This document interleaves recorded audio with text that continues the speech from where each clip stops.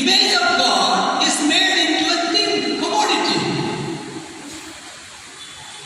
அந்த மனப்பான்மை தான் மக்களுடைய மனதில் புகுத்துறாங்க.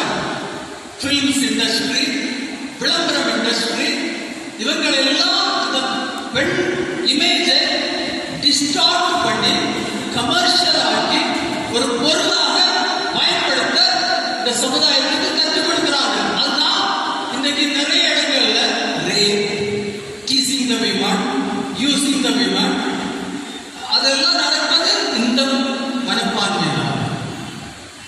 அதனால்தான் திருச்சபை பெண்கள் தினம் வைத்து பெண்களின் ஒரு மேன்மையை மனித குலத்துக்கு எடுத்துக்காட்ட இந்த பெண் குழந்தை தினத்தை நாம் கொண்டாடுகிறோம்.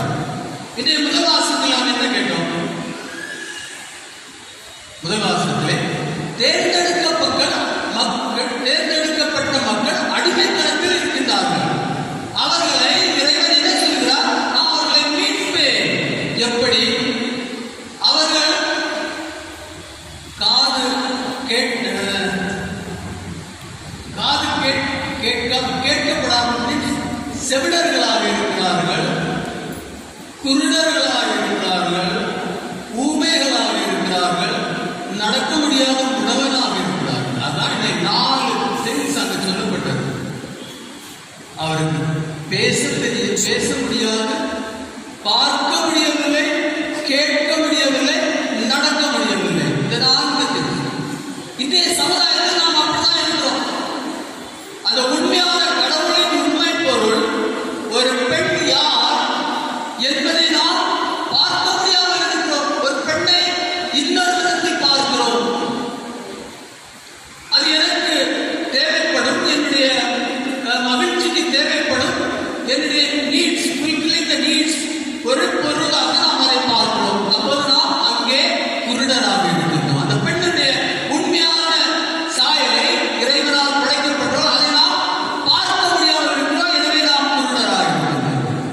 ஒரு பெண்ணுக்கு என்ன தேவை, அவள் எந்த நிலையில் இருக்கின்றாள், எவ்வளவு கஷ்டப்படுகிறாள், அவளை எவ்வளவு டார்ச்சர் பண்றாங்க சமுதாயத்தில், அதை நாம் கேட்காமல் இருக்கிறோம். எனவே நாம் செவிடர்களாக இருக்கிறோம். ஒரு பெண்ணுக்கு எவ்வளவு கஷ்டம் இருக்கிறதோ அதற்காக பிறரிடம் சொல்லி ஏதாவது செய்ய முடியாமல் இருக்கிறோம். அப்போது நாம் ஊமையாக இருக்கிறோம். எவ்வளவு ரேப்ஸ் நடந்து கொண்டிருக்கிறது, அதை பற்றி நாம் ஒன்றும் சொல்லாமல் இருப்பது நாம் ஊமைகள். எங்கேயாவது ஏதாவது நடக்குது ஒரு பெண்ணுக்கு விரோதமாக, அங்கே போகாமல் அது நடந்து கொண்டு எனக்கு என்ன, அப்போ நாம் உறவர்களாக இருக்கிறோம். இன்றைக்கு முதல் வாசத்தில் அதான் சொல்லி இருக்கிறார். அதே போல் நற்செய்தியில் என்ன சொல்லப்பட்டுள்ளது?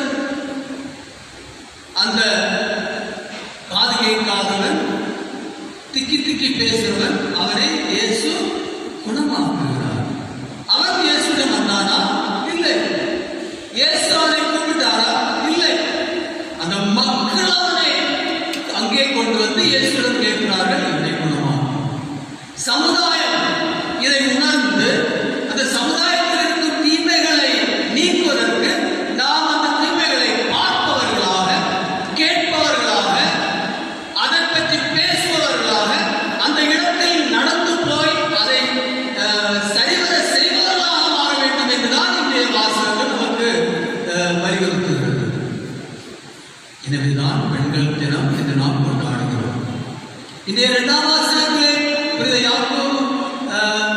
ஜேம்ஸ் என்ன சொல்கிறார்? நாம் வேறுபாடு பார்க்கிறோம். ஒருவன் நல்ல உடை அணிந்து கொண்டு வந்தால் நீ பணக்காரன், வசதிகள், முன்னால் வந்து நல்ல செயல்கள். ஒருவன் எளிமையாக ஒரு நல்ல உடை இல்லாமல் வந்துட்டா நீங்க வெளியில போய், இது நம்முடைய வேறுபாடுகள். அதே போல்தான் இந்த காஸ்ட் பிரச்சனையில அவன் குறைஞ்ச காஸ்ட், ஹை காஸ்ட் வேறுபடுத்திகள். அதை பற்றி தான் இங்கே 2ஆம் வாசகத்தில் சொல்லப்படுகிறது. சமுதாயத்தில் உள்ள அந்த தீமைகளை பற்றி இந்த வாசகங்கள் நமக்கு எடுத்துரைக்கிறது. நாம் குருடர்களாக இருப்போமா, செவிடர்களாக இருப்போமா, ஊமைகளாக இருப்போமா, உடவர்களாக இருப்போமா, அல்லது இதையெல்லாம் கேட்டு பார்வை அடைந்தவர்கள், கேட்பவர்கள், பேசுபவர்கள், அங்கே சென்று அதை சரிவர செய்வதற்காக நாம் இன்று மாற வேண்டும். ஒரு பெண் யார் உங்களுக்கு தெரியுமா? ஒரு பெண் யார்? இப்ப நம்ம பார்த்தா ஒருவேளை கடவுளால் படைத்த ஒவ்வொரு மனிதனும் அழகாக இருக்கின்றார்கள். யார் என்ன பார்த்தாலும் ஆயிரம் அழகா இல்லை யார் சொல்லுவாங்க? யாராவது சொல்ல முடியுமா? நான் அழகா இருக்கிறேன், கடவுளால் படைக்கப்பட்ட அவனை சாயில் படைக்கப்பட்டவன் எவ்வளவு அழகா இருப்பேன். ஆனால் நான் அப்படியெல்லாம் நினைப்பதில்லை. நீங்க படைப்பை எடுத்து பாருங்க. படைப்புல என்ன பார்க்கிறோம்? மிருகங்கள், பறவைகள். பாருங்க, யார் அழகா இருப்பார்? பெண்ணா ஆணா? பறவைகள்ல, மிருகங்கள்ல யார் அழகா இருப்பார்? யார் அழகா இருப்பார்?